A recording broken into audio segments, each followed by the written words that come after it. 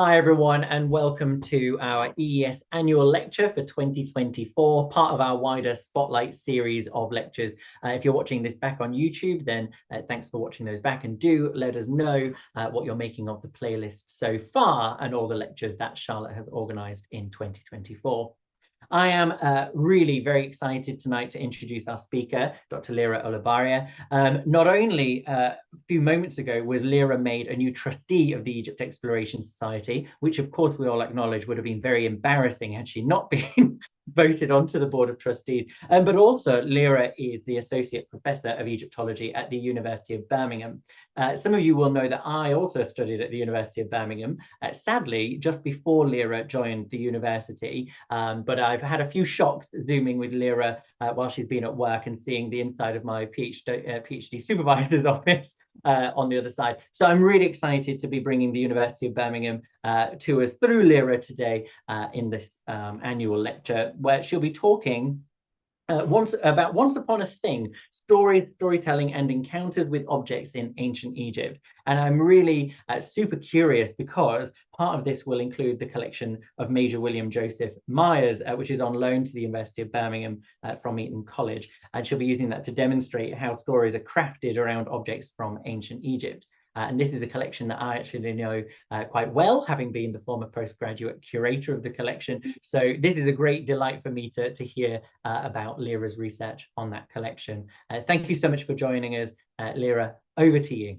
Well, good evening, everybody. Thank you for being here today. I'm delighted and humbled to be giving this annual lecture to you today. I am delighted to hear that so many of you are joining us from all over Britain. Some of you from beyond Britain as well. And yeah, I am delighted to have been invited to be with you today and to know that this topic may be interesting to so many of you. So I guess. I would start by saying that once upon a time, there was a girl who really loved ancient Egypt, and she dreamed of becoming an Egyptologist. And she would spend hours and hours looking at different books that would transport her to Egypt, which she thought was really a magical land. But little did she think at that time that at some point she would be addressing the members of the EES as part of this annual lecture. And what she talk to them about what would be of interest of this distinguished audience. And she thought that perhaps she should tell them a story. So this is what I'm planning to do in this lecture. I'm planning to basically tell you a number of stories, and I'm hoping that you will let me indulge in that love and passion that I have of storytelling. So what I want to explore with you is basically what a story is, and also what a story does or a story can do, because I think stories are really powerful vehicles to communicate messages and ideas. And my main argument for this lecture is going to be that stories can be used to create lasting bonds between people and objects. So hopefully this will work. Yeah. So what I'm planning to do in this lecture is first that I'm going to discuss some stories as a literary genre in ancient Egypt. And I'm going to be focusing on one example, particularly from the Middle Kingdom, and that is from the tale of Khufu and the magicians. And many of you will be familiar with this text already. Also, in this part of the lecture, I'm planning to explore how the ancient Egyptian stories have been studied, and what marks perhaps virality and performativity we see on some of those stories, and also what role objects, things, played in those narratives. In the second kind of part of the lecture, I'm going to be, moving really fast forward into modern times, because stories continue to play a very crucial role in how we engage with ancient Egyptian heritage. And I'm going to be looking at stories told by collectors, but also stories told by artists in order to demonstrate how they communicate ideas about ancient Egypt. And by looking at some of these examples of stories, both ancient and modern, I'm hoping to highlight perhaps their potential for public engagement and for making ancient Egypt known and to everybody today. So I will start by saying that I don't usually like to make generalizations, but it does seem that ancient Egyptians loved stories. We have actually many preserved stories from ancient Egypt, and probably many of you will be known to you. We have here an example from the compilation of ancient Egyptian literature by William Kelly Simpson that records different Middle Egyptian stories, some of which have been characterized as masterpieces. We have the tale of the shipwrecked sailor, the tale of Khufu and the magicians. There are also some late Egyptian stories, as you can see, the tale of the doomed prince, the tale of the two brothers, and also some demotic literature, including some of those stories and tales are part of this compilation. But the question at this point, I guess, is what makes story? Why are these particular compositions stories or tales and others are not? Why have they been identified as such? And this probably has to do not just with Egyptian perceptions, but particularly with contemporary approaches to ancient Egyptian literature. One of the first compilations of ancient Egyptian tales and stories was published by Gaston Maspero in 1882. He collected 13 narratives from different sources and different periods. What you see here on the slide is actually the third edition to the work, and further translations and additional texts and commentaries were added to later editions of the book. Now, prior to this book, as I mentioned, the first edition is from 1882. Prior to this, Émile de Rocher had published in 1852 a translation of Papyrus d'Aubinet. And this papyrus contained the late Egyptian tale of the two brothers.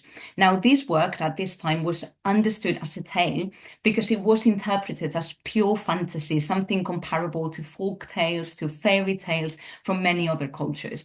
And his study of this papyrus in 1852 started a trend in Egyptology that started to study all these texts and their similar parameters to so-called folk literature in many other societies.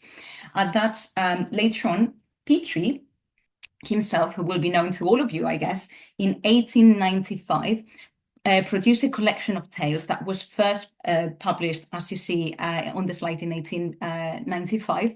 And this included a translation of different tales, a brief commentary to some of those tales. And this was also accompanied by rich illustrations of some of the episodes on those tales. And this is something that is perhaps reminiscent of what we would expect of a children's book at the time.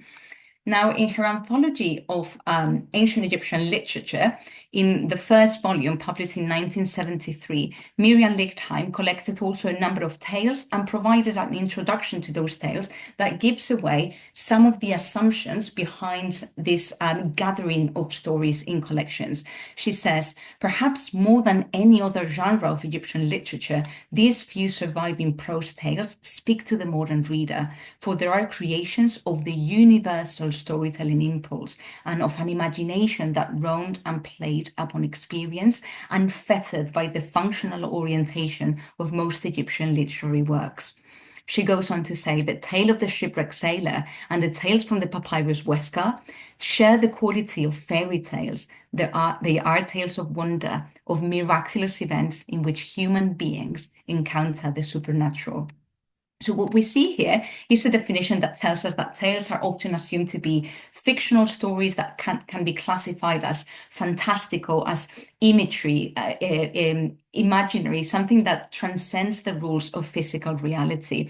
And for that reason, sometimes in research, they have been dismissed as frivolities and something that is not serious literature that could only be compared to, fairy tales for children.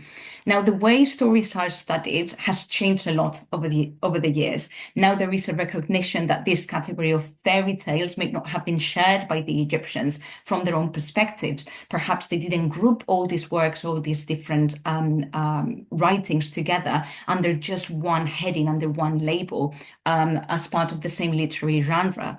And in addition to that, all the copies that we have from these texts are actually from essentially an elite social context. They were preserved in writing. They include intertextual references to other works, and they are also composed with many layers of symbolic meaning. So all of this is telling us that they are anything but simple and anything than simply stories for children. But an interesting point of Lichtheim's discussion here is that she tells us that about what she calls a universal storytelling impulse. And this, I think, seems to place an emphasis on the process of sharing stories and also the social implications of this activity. What we have are the written records, probably, as I was saying, from an elite context, of a practice that could have been eminently oral. But do we have any evidence of this oral delivery of some of the stories that are to us, as I was saying, available only in a written format? Now, a very good case study to explore how storytelling and this power of oral narratives may have been perceived for the Egyptians is the tale of Khufu and the magicians, which is the text that I'm going to be using as a case study today. This is a text for which we have just one single manuscript, and it's the one that I have chosen to kind of illustrate and promote this talk. The manuscript itself is from the early New Kingdom, second intermediate period. The tale itself seems to be from the Middle Kingdom, but the story is set in the Old Kingdom.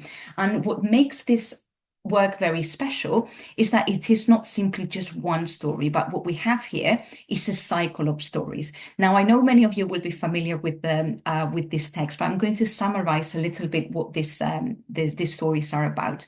So what we have in this cycle is the King Khufu, who was, as you know, the builder of the Great Pyramid of Giza. And he was bored in court. So he asks his children to tell him stories describing wonders in order to keep him entertained. Now, each of the children of Khufu stands up and tells a story relating a wonder, a marvelous thing that would have happened often during the reign of a previous king, either Djoser of Snefru, for example. This is why the text in Egyptology is sometimes known as the Tales of Wonder, because it relates a number of different wonders. Now, this cycle of stories provides a setting to justify that actually stories could be recited aloud in order to keep an audience entertained. For example, one of the children of Khufu stands up to tell a story about a wax crocodile that is given life by a magician. And another son tells the story of how a different magician at a different time is able to reattach a head that had been severed. So through the text, we find indication that these stories could have been recited aloud. Where do we see those indications? I'm just going to give you a couple of examples. So some indications of orality include the use of some narrative connectors. For example, then, aha, en, is used in this text repeatedly very many times in order to move an action forward and also to provide a kind of narrative rhythm to the story. In this example, we see the use of that connector then, followed then by the particle now, indicating a resolution to the passage. Then this happened, then this happened, then that happened. Now this is the resolution. And this use of connectors is obviously well known from written literature, but it could obviously have been a very handy storytelling device to keep moving that oral storytelling device to keep moving that story forward. There is another aspect that also reveals this oral quality of the story, and that is the repetition, not just of individual words, but of entire fragments of the text. For example, here we have a narrative passage where the birth of 3 children of the woman Rujujet is described with absolutely identical phrasing, as you can see. And these types of repetitions are very often used as a storytelling device. This is not only helping the storyteller remember the flow of the tale, but it's also engaging the audience who can anticipate what is coming and see connections in the plot. So, and this child slipped out onto her arms as a child of one cubit, with strong bones, the appearance of whose limbs was gold, whose headcloth was of true lapis lazuli. So another feature that we see that may indicate that orality is the substantial use of verbs related to speaking, to saying, to narrating. So for example, jed or sejed. So speech of different characters in the story tends to be introduced and indicated by means of these verbs. Here you have examples of this kind of exchange between the King Khufu and the magician Jedi in one particular part of the text. And then he says, and Jedi says, and then His Majesty says, and then Jedi says. And I do want to picture in this example, for example, the storyteller impersonating all of those characters, kind of adding to the performative aspect of the text in order to engage their audience. And this idea of impersonating is an aspect of storytelling that we can only hypothesize about. We can't be sure that this is what happened, but it would match other elements of performativity that are implied in this text and also other texts.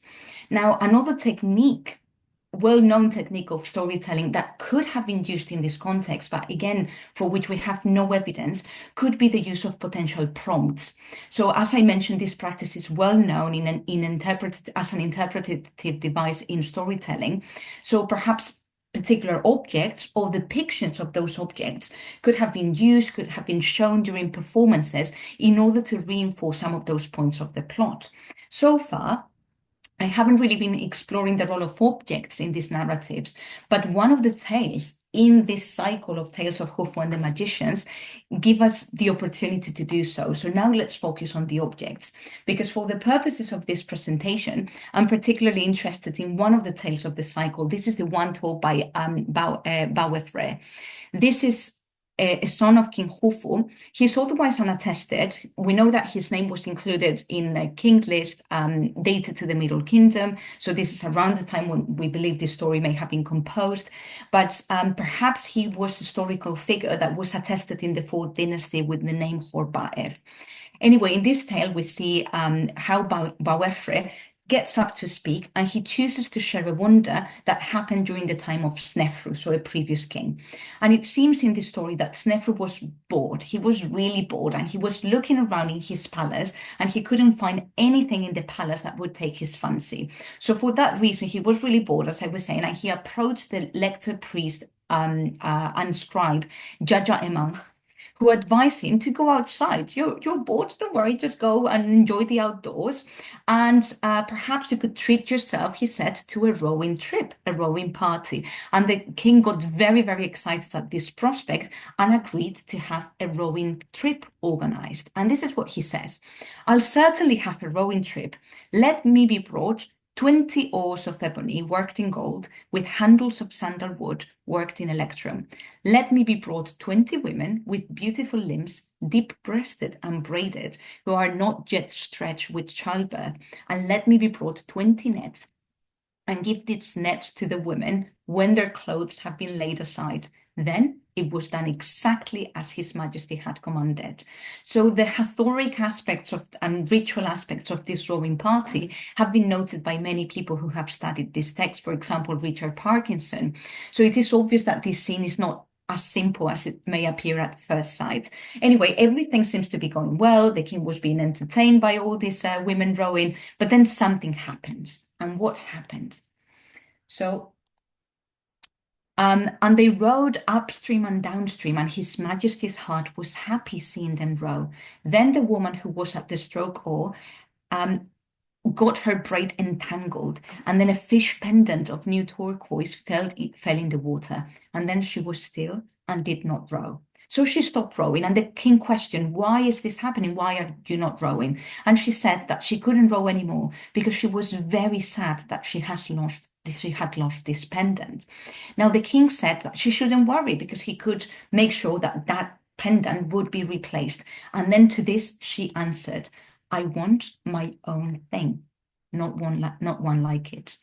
Now at this point the king asked Jajaimang to come along, and he explained to him what had happened. From a structural point of view, we have some of the techniques that I mentioned earlier, a repetition of those narrative structures completely, almost word by word, some specific verbs and phrases used over and over again, reminiscent of those storytelling practices.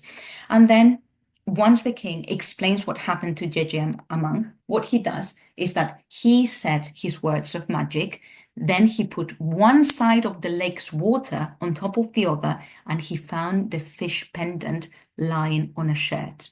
This is the part of the story that was reproduced and illustrated in that collection of stories by Petrie that I was telling you about at the beginning of the lecture. So once the fish pendant was found, he brought it back to the owner. She was very happy. The rowing party could resume, could continue, and Jaja Emang was eventually rewarded by the king. So I'm going to leave aside for the moment the very problematic objectification of women that we have in this passage, but there are many, many interesting aspects to the story. And the one I want to focus on is that portrayal of objects, because what we have here is how different objects have been described in the narrative. Now, the description of objects in narrative is often known as ekphrasis. This is a narratological device that has actually received very little attention in Egyptology.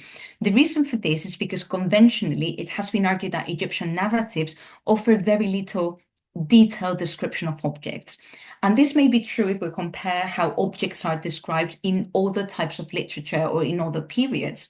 But this by no means does it mean that the objects do not play a very, very important role in the unfolding of this narrative. So what we see in this passage, I think, is that description of objects provides a fascinating window to understand the perceived value of objects.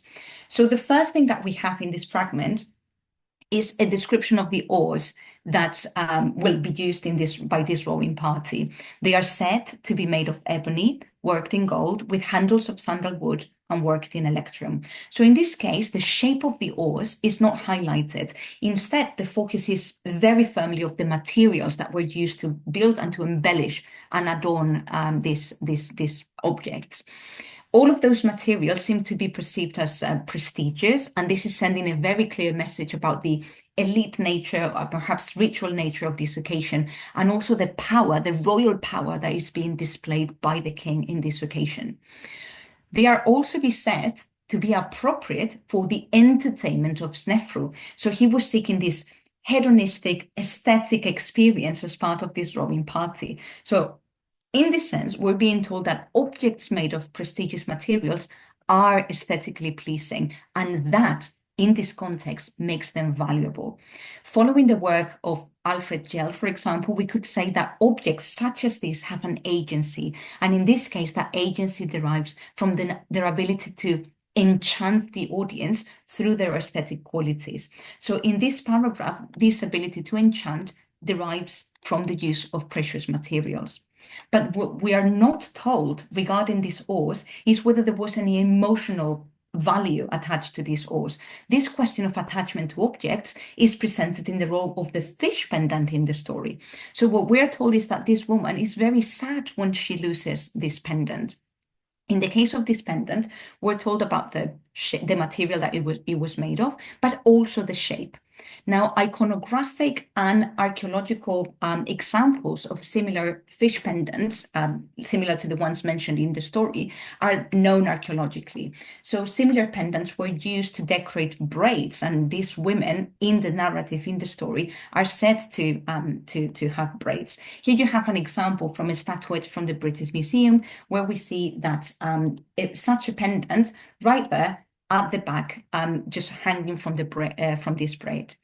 And there are other examples of this type of pendants that we know in different types of materials, such as, for example, gold. Here you have an example from Edinburgh, and then another from the Metropolitan Museum of Art, which is made in turquoise, just like the example that we have in the story. Now, perhaps this pendant was very special to the owner due to the material. It is said to be made of new turquoise, which is meant to be very valuable because it was said turquoise was assumed to discolor over time. But what interests me the most here is how she's focusing on the uniqueness of this pendant. The king is offering to replace it, but she says, I do not want a replacement. I want my own amulet. Now, this is a reaction that goes beyond the materiality, because if she were going to receive a replacement, it would be made of the same material as the pendant that she had lost. So what she's moved by in this case is her personal attachment to this object. Perhaps this object, this fish pendant, speaks to this perceived emotional value and the memories that this object is prompting in this woman. Perhaps this object has a story. And these and other ancient Egyptian stories highlight the role of objects and indicate that they could be seen as valuable and desirable. And stories can indeed be used to create emotional links with objects, and they insert them into networks of relations in order to keep granting them additional value. And this is something that has certainly been done by collectors in modern times. Collectors, dealers, even archaeologists, for example, very often will craft stories around objects in order to explain their value and also to justify their appeal. And this is something that I'm planning to explore a bit further in this part of the lecture by using the Eton Myers collection as a case study. Now you may be wondering, well, what is the Eton Myers collection? Well, in 2011, the University of Birmingham received a substantial portion of the Eton Myers collection as a loan from Eton College, and this was meant to be used for teaching and research purposes. At the same time, Johns Hopkins University in Baltimore also received some objects from the collection. So the Birmingham portion of the collection comprises 543 Egyptian objects that span, from the Paleolithic to the Roman period, and includes amulets, shaptis, as we will see, chalices, decorated bowls, even an ibis mummy. But this collection, I think, is really special for a number of reasons, and especially because it offers an illustrative example of how collections of Egyptian artifacts were formed in Victorian times. So I want to introduce the collection to you today, and I will focus on how it can be used to explore ideas of storytelling, focusing on the collection of objects, such as, for example, this amulet that you have here on the slide. What I have included here for you is a shot of the Mingana room where the Eton Myers collection in Birmingham is currently housed. And this picture was actually taken by Steph Bunstra. So thank you so much for letting me use this picture in the presentation. Now, the person who collected this amulet that I have just shown you is Major William Joseph Myers. And he studied at Eton in the 1870s, and then he became a military officer. He served in the British Army in several positions, and he was eventually posted in Egypt from 1882 to 1887. There he took an interest in Egyptian antiquities, and then he returned to Egypt in 4 different occasions to keep adding to his collection. So this is something that we can gather from his unpublished diaries. He eventually died in South Africa in 1899 during a battle. And before his death, he had arranged for his collection to be housed at Eton College and to be used there as a teaching resource. In that collection, we have, all his artifacts, 36 volumes of his diaries, as well as his personal library as well. And his collection is the kernel, the core of the Museum of Antiquities at Eton College, to which other donors and other collectors have been adding over the years. Now, the Eton Myers collection could probably be defined as eclectic because many of the artifacts that are included cannot be grouped into a single category. Myers didn't seem to base his collection in terms of, geography, chronology, or typology, but it has been suggested that perhaps what was guiding Myers was some kind of aesthetic inclination. He seemed to be particularly attracted to shiny objects made of faience, which is why the collection, as you can see from this picture, and the title of some exhibitions that were making use of objects from the collection, is firmly dominated by the color blue. Now, some particular examples from the collection seem to confirm this, inclination to this color. Here we have, for example, a delicate faience chalice in the shape of a white lotus flower. We have a faience bowl with a decoration of a lotus flower painted in black. Another bowl with a man seated on a chair surrounded by plant motifs, and also the chest amulet of the goddess Nut in faience that we have seen in a previous slide. But Myers collected other types of objects as well. This included bronze figurines, wooden statues. Most of the objects that he collected, as you can see, are small, portable, perhaps because the size fitted with Myers' idea of what a collection of decorative arts should look like, or perhaps for more practical reasons. He was a military man, he was always on the move, and that small size of new acquisitions facilitated, his continuous travels. There are, however, some exceptions. For example, the coffin now on display at the Museum of Antiquities in Eton is by no means portable, and it was collected by Myers as well. In addition, I should say that he was apparently driven by these aesthetic purposes and his refined taste, but he did not reject incomplete or faulty objects. And a really good example of that is the bowl that I'm showing you here. It's a faience bowl that suffered some problem during the manufacturing process, and it was tilted in the oven while it was being fired, and there is a little bit of pooling of the faience in the inside of the bowl. Anyway, Myers' collection was considered one of the best private collections in England at a time when there were many private collections.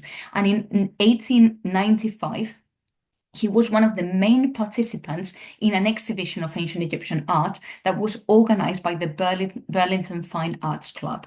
Now, the Burlington Club was a gentleman's club in London for those interested in the arts. And the image that I have included here on the PowerPoint is actually from 1931, so a bit later than the period when this exhibition took place.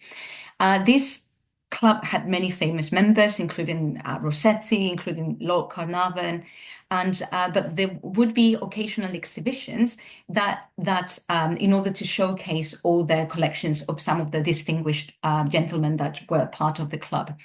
In the collection, or excuse me, in the exhibition of 1995, you will see that some of the contributors of the exhibition included people like Petrie, including people like MacGregor, and also Myers as well, as you can see. Also, I want to remind you that, so what I'm trying to say here is that Myers was connected with all these people, including Petrie, and in 1995, the year when this exhibition was organized, was the same year when Petrie published that first edition of his book of stories that we have been looking at earlier. So the interest in storytelling was well known at the time, and perhaps something like Myers himself would have been aware of. Now, the collection of Myers is still being recognized as one of the most important private collections of decorative arts in the world. And just for this reason, this would be enough to highlight the importance of this collection. But there is another aspect that makes it particularly important. Now, the introduction of this volume of Egyptian ceramic art that was put together by Henry Wallis. So Henry Wallis was a painter of the pre-Raphaelite Brotherhood who had an interest in Egyptian ceramics. So this introduction includes the following paragraphs, which gives us a very important clue. As you see, it says the following pages had scarcely been set up in type when the writer received the sorrowful intelligence that Major Myers, whose collection has furnished the subjects of some of the illustrations in this volume, had been killed at Ladysmith. So this is the battle in South Africa where he was killed. And then he goes on to say that students of Egyptian art will owe him, Myers, a lasting debt of gratitude for his having directed that the Egyptian portion of his collection shall be kept intact and will be bequeathed to his old school, Eton College. So what this really means is that the Eton Myers collection is one of the very few 19th century collections which are still largely intact. Almost all of the other ones have been largely dispersed. So the Eton Myers collection gives us a really incredible opportunity to try to investigate collecting practices in these Victorian times and reflect on, for example, the rationale behind the choice of some of these objects. So in order to do that, in order to do that, I want to reflect a little bit about how Myers would go about acquiring some of the objects. So, because one of the things that I want to explore today, as I mentioned, is how stories may have played a role in the formation of this collection as well as in its reception. So if we think about how the objects were acquired, we need to say that the diaries give us actually very little information from the point of view of documenting the artifacts that he was collecting. Myers did not seem particularly interested in recording the provenance of the objects in detail, but some details, some other bits of information can be gleaned from those diaries. For example, we know from the diaries that Myers acquired many pieces through Emile Bruges, through other fellow collectors like Reinhardt, as we will see, and also through several art dealers. Now, Emile Bruges was probably the main influence and guidance of Myers when it came to purchasing pieces in Egypt. There were actually great friends, and this is something that can be inferred from the diaries, so that talk about dinner parties and that sort of thing. From 1881 to 1914, Emil Broch was in control of the Egyptian antiquities, when he was the assistant curator at the Bulak Museum, which was the seat for the later Egyptian Museum in Cairo. And during that time, Broch helped many collectors acquire pieces from dealers, or even from Egyptians themselves as well, from Egyptian fellahin who may have found those objects. Now, Myers was part of this whole network of systematic exploitation and plundering of the archaeological heritage of Egypt, in which Emil Broch was also inserted. So Myers, individually and also through Broch, he seemed to have dealt with many different art dealers. Some of them included Mohammed Mohasib in Luxor or Panayotis Kitikas, who were considered among the best dealers in Egypt at the time. We have here a note written by Newberry, who, by the way, contributed to the formation of the Myers collection in Eton as well, who tells us about Mohammed Mohasib, that he became an itinerant dealer in antiquities, and it was the inadequately supervised excavations at Thebes and elsewhere that laid the foundations of his success as a merchant. So this is also giving us a clue of where many of these antiquities were coming from. Now, sometimes the dealers from which Myers obtained his pieces would claim that they didn't know where some of those pieces were coming from. And that may sometimes be true. Sometimes they were acquiring them second-hand, third-hand. But some of the times it is clear that they knew exactly where they were coming from. They were coming from illicit digging, and they didn't want to give away that source of where they were coming from to keep that exclusivity. So perhaps this secrecy would be, or could be, one of the reasons why Myers is not recording provenance in his diaries. It may be that he didn't care, but it may be that those art dealers wouldn't tell him where those antiquities were coming from. We also have a blurred boundary, as we will see here, between archaeologists and dealers sometimes in these time periods. Daninas, for example, is mentioned here. So fine day, morning to see Daninas, who had 2 pieces of gold pectoral for which he asks a ridiculous price. So we are not sure which Daninas is mentioned here, but it may have been Albert Daninas, who was an assistant to the French archaeologist Auguste Mariette. We also see references by Myers to illicit excavations that he approached himself in order to see if he could find any objects lying around. Look at this, for example. He's saying how he was about a mile off when they spied him. Were all double quick, reminded me of the dervishes at Guinness. He visited the cemetery and at one of the tombs found a few shaktis, pots of the ground on the ground that had been left behind, which we annexed. So basically, this idea of acquiring those antiquities, he refers to that in his diary as annexing those antiquities, which I think is hilarious and disturbing at the same time. So finally, Myers also sometimes acquired objects through other collectors. The collecting world at this time was extremely competitive. For example, one time Myers complained that he went around to dealers and found nothing that he liked because people from the British Museum had been there seeing those dealers behind him and cleaned out all the good stuff. This is a formative time for collections, remember, all around the world, and there was a real market competition at the time. But sometimes some collectors could sometimes help each other. These are collectors that may have known each other, for example, from the Burlington Club, or they may have known each other in Egypt itself. Karl Reinhardt, for example, was a Prussian diplomat, and he competed with Myers for some objects. They seem to have a very similar taste, and they both have a focus on art objects and decorative art. So sometimes they were fighting each other for some objects. But on one occasion, it seems like Reinhardt had a set of amulets to sell, apparently from the site of Tunal Gebel. But at that point, Myers thought that they were quite expensive, so he ended up buying only one of those amulets. The other one was acquired by Max Robinov, whom you have pictured here on the slide, and his collection is, or a significant portion of his collection is now in the Manchester Museum, so there we have a really good link with Campbell as well. So in an entry in the diary of Myers from April the 18th, 1896, he says, so I met Reinhardt and Robinov, a Manchester cotton manufacturer who's here in Cairo for his health at the Continental Hotel. He, Robinov, has begun to collect Egyptian things and has a fine winged Isis in blue, which I refused last year and Reinhardt sold to him. I much want to get it as it belongs to the same mummy as my winged scarab. So this is the part that he had acquired. He was very polite and pleasant, and when he gets home, I think he will let me have it, for which I shall be most grateful, and it is lucky that it fell into such good hands. So as you may imagine, Myers ended up getting this piece from Robinov, and that is the goddess the goddess amulet that we have already looked at a couple of times. She's Nut rather than Isis, and this is the piece that I have introduced earlier. Now, the value of this object has been enhanced by the story behind it. One may imagine, knowing this background, Myers thinking about this object, obsessing about it. Why did I let it go? Why did I not buy it from Reinhardt?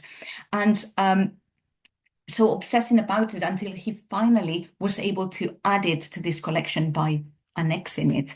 So this leads me to the final section of this lecture, in which I'm planning to explore with you how stories may contribute to our view of and continue to contribute to our view of ancient artifacts. Now, Myers can be understood as an example, I think, of what Ali Stevenson has called object habit. Now, object habits is a notion that embodies the histories and biographies of collections and how they were embedded into the Victorian lived experience. Because in Victorian times, heirlooms and diverse ornaments normalized the presence of copious amounts of large amounts of artifacts in well-to-do homes. That object habit, being used to being surrounded by objects, defined these Victorian collecting practices and contributed to shaping Egyptological collections in that period. Myers probably his approach to collecting is certainly embedded within this general understanding and this general experience of objects. But now, building on Stevenson's notion of object habit, I think that we can add an additional interpretative framework to assess these collecting histories, and that is the idea of story habit. So what I think story habit could be defined as is this tendency to think narratively and to craft stories around artifacts that help us engage with material culture. Now, stories must have been another driver for early collectors because, for example, through remarks in travel diaries, some of them may be dramatizing the circumstances of an object's acquisition. This is evidence, I think, that to at least some collectors, the perceived value of an object may be lying more in the worth of the story behind it, the narrative power of that object, that perhaps in its authenticity. And this is something that has been explored, for example, by my dear colleague Eleanor Dobson, particularly in her study of the literary responses to the opening of the tomb of Tutankhamun and how the circumstances around that discovery were being dramatized by writers and also by the press as well. A really clear example, I think, of dramatized circumstances of discovery can be provided by Budge. Now, Budge, in his work, as we probably all of us know, has a tendency to provide a background to some of his discoveries that can seem fanciful. Let's leave it at that. So this can, of course, be regarded as a way to justify the plundering of antiquities. But something that interests me as well here is how he may be using some of these stories perhaps to enhance that perceived value of those objects. For example, in this particular case, he's telling us about the discovery and the acquisition history of Sam Steeler. He was saying, I bought this lab at a very moderate price, blah, blah, blah. And I was casting about in my mind how and where to obtain such objects. Good fortune, in a somewhat strange form, came to help. And look at how he describes the circumstances of this. One day, the sky became covered with dense grey clouds, which I was told were rarely seen in Aswan. For 3 days, there was no bright sunshine, but only a subdued, misty grey light, which was very pleasant. In the afternoon, rain began to fall, and the natives were happy, but the rain continued to come down, and when evening came, it fell in torrents. The natives were in despair, and for the first time, I learned what tropical rain was like. He goes on to describe how this tropical rain basically uncovered a number of stele that he proceeded to take and eventually bring back to the British Museum. He says, at that time, there were only one or two poor examples of Kufi tombstones in the British Museum, and I was very anxious to obtain a selection of those, which I saw before me. The notables were quite willing for me to have as many as I wanted. Look at this, provided I took them out of Egypt to a place where they would be preserved and respected. So I selected 14 of these and blah, blah, blah, and they were added to the collection. Now, this is very typical of some of this narrativization of circumstances of discovery. And we know that Butch was, as I mentioned, particularly prone to this dramatization of the discoveries. But many objects tend to be inserted in these narratives of discovery. These are no longer just stele. Now there are stele that have a story that he can go back to the museum and tell people about. These narratives of discovery are very often presented as collectors saving the antiquities from the carelessness of the locals. This portrayal of the archaeologists and the collectors as saviors of artifacts keeps feeding into these narratives of colonial domination that justify and illustrate or try to justify and illustrate a plundering of archaeological heritage. And this is something that, for example, Roberta Matta talks about in her book Stolen Fragments as well. So in addition to collectors, scholars also engage with forms of storytelling in academic practice, and obviously also museums engage with storytelling, are a setting where storytelling thrives. Narratives tend to be created around exhibitions, around displays, and storylines can help communicate a message to the general public. I think we have in the room Katarina Chin, who has been working on her project, The Museum of Lies, that explores these issues of storytelling around objects and the potential interpretative power that we have. And I would be delighted to continue to talk to her about her project later on in the discussion later. So one thing that I wanted to emphasize is that stories can help to establish this very deep bonds with material culture and have an impact on those public's understandings of displayed collections. But researchers and museum practitioners and collectors are not the only ones that use stories in order to make sense of objects and present them to the general public. Artists and artistic responses to ancient objects are also an interesting way to see how narratives about objects can continue to be built up. And this is not a new trend. Already in 1924, for example, the modernist poet Marianne Moore published a poem inspired by her encounter with an ancient Egyptian object currently at the British Museum. But researchers are lately starting to explore, perhaps in a more systematic way, how artistic responses to objects can be used in order to advance our knowledge, engage with the public, and continue to insert those objects into those contemporary story habits. I want to mention another example of a very recent engagement with Egyptian art, and this is exemplified by the poet, translator, and literary critic, Dr. Joe Balmer. Now, Joe collaborated with the University of Birmingham last year as part of the Being Human event festival in November 2023. At that time, we were very lucky to host a reading and a discussion of some of her work at the university. Now, prior to that event in the summer, Joe had visited the Eton Myers collection in order to seek inspiration for her poems. And she was taken around the Mingana room, around the collection, and she asked many, many questions about the objects themselves. Now, the moment when we got to the Nut amulet, I shared with her the story that I have just told you, the story about Myers really longing for that amulet, and buying it eventually from Robinoff. And this really sparked her interest in this beautiful amulet. And she dedicated an entire poem to this amulet that is entitled A Shard of Sky. In this poem, Balmer reimagines Myers' last hours before being killed in battle and pictures him in those very last moments, still longing for the amulet, thinking of it, still obsessing about it, even though he had one rejected it, but it was now in his possession. A line from her poem reads, "When she found her way back to me again, I procured her purchase. She was mine, a goddess with wings outstretched."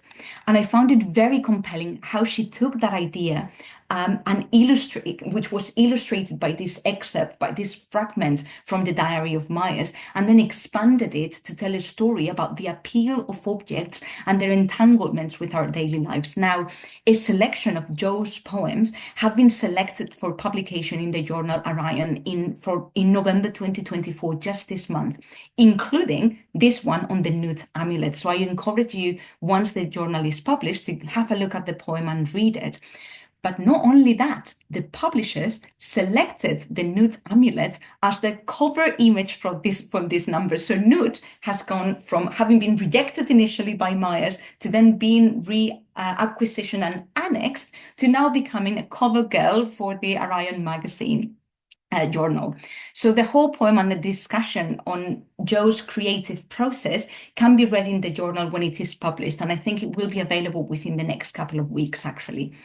So far, I have been talking about outsiders' perspectives, but I want to emphasize as well that there are Egyptian voices that also make use of stories in order to raise questions about their heritage and also to understand the legacy of those displaced collections.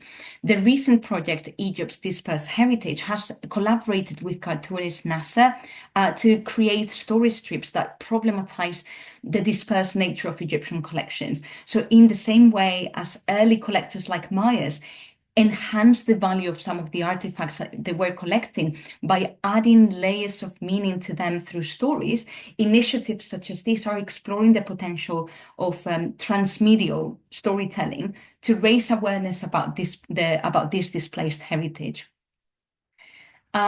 Sarah Salam is another Egyptian artist that is currently pushing the boundaries of storytelling by presenting manipulated photographs and audiovisual essays that explore the multiplicity of narrative voices also coming from Egypt.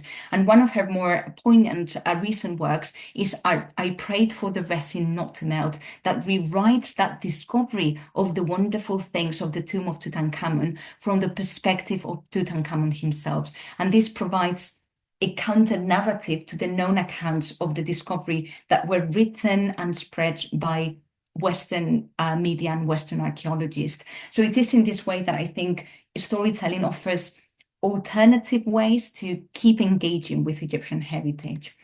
And so just to conclude, I hope I have demonstrated in this presentation that stories matter and that stories are powerful media to understand and engage with objects. So in this lecture, I have started by introducing you to some objects from ancient Egypt, specifically one story in the Middle Kingdom. With the case study of the tale of Khufu and the magicians, we have learned about how the oral and performative dimension of these stories can perhaps be spotted in writing. And we have also seen how some of the techniques used by storytellers in Egypt would have included the repetition of phrases, repetition of entire passages, and I have proposed that perhaps the use of objects as prompts could have been part of this storytelling practice. Now, the description of objects in these stories also shows us that objects were perceived as having an intrinsic value that could be explained in aesthetic terms, but also in emotional and personal capacities, because objects have an agency, they enchant us, and they become entangled in some other stories. To exemplify this entanglement, I have focused on the Eton Myers collection, which is yet another example of the plundering of antiquities from Egypt in a period of colonial domination. And this obviously raises questions about the social responsibility of institutions and of researchers as well in this contextualization and revalorization of all this kind of heritage. Now, the collecting habits of Myers can be framed within the idea of story habits as well as object habit. Not only was he fascinated by the objects themselves and their material qualities, but I think the stories behind those objects would have also appealed to him. And this appeal crafts narratives and different layers of stories around objects. A good example of that is the nude amulet that I have shown to you, to the point that they continue to exert fascination on current scholars, on students, on museum goers, and also artists. And just to finish, I would like to say that Egyptian collections are some of the most popular attractions in public museums in Britain and beyond, and their display cases are populated with large numbers of displaced artifacts. Those objects not only tell stories about the ancient past, they also tell stories about collectors, and they present a crucial way to critically reflect on the historical circumstances around their acquisition. Because Egypt's wonderful things are, after all, tangible witnesses of those colonial entanglements, and I think that their stories deserve further attention. Thank you. Thank you so much, Leire. That was so fascinating. And I actually stopped for a second there, expecting to hear large applause. So I hope we can hear virtual loud applause. And just on a personal note, maybe to end, I was there in 2011 when the University of Birmingham got part of the Eton College collection. And I have to confess to, not seeing a huge amount of potential in it at the time. There were so few of us with, very little vision.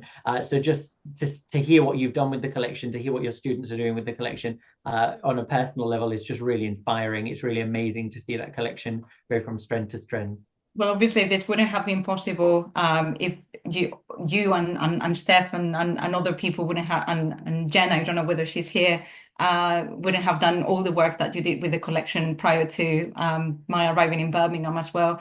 I should also mention, I didn't mention this during the presentation, but I'm incredibly lucky to be able to work with Dr. Caroline Routledge, who's the assistant curator in the collection as well. And another thing that I would like to mention is that the last Tuesday of the month, we have an open afternoon here in Birmingham. So if you're ever in the area and you want to come and visit the collection, drop me an email. I would be more than happy to show you around. And as I mentioned, the last Tuesday of the month is the day when we open the collection to everybody.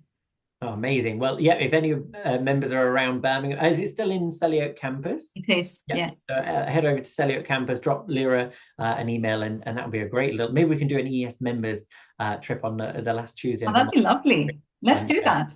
There you go. Stephanie's highly recommending it, so we'll all come and pile into the Mingana room. Brilliant. Well, thank you so much, Leire. That's been such a fascinating annual lecture, and it's great to add that into our program. And it's great also to just take this moment to welcome you to the board as a new trustee of the Egypt Exploration Society with a great storytelling exercise. So thank you to Leire. Thank you all for attending. I believe that Charlotte will tell me if I'm wrong, that might be our last public event before Christmas. So thank you all for all of your attendance throughout the year. Thank you all for being involved and getting on board with everything we're doing and all of your support. If I don't see you, then I hope you all have a wonderful festive season, holiday season, if you're celebrating, and we'll see you all, I suppose, in the new year now. So just to thank Leire again, virtual round of applause. Yeah. All right, take care, everyone. Enjoy the rest of your evenings. And thank you all for your kind comments. I'll forward the chat all over to Leire after the lecture. But yeah, take care. Have a great evening. Bye, everyone.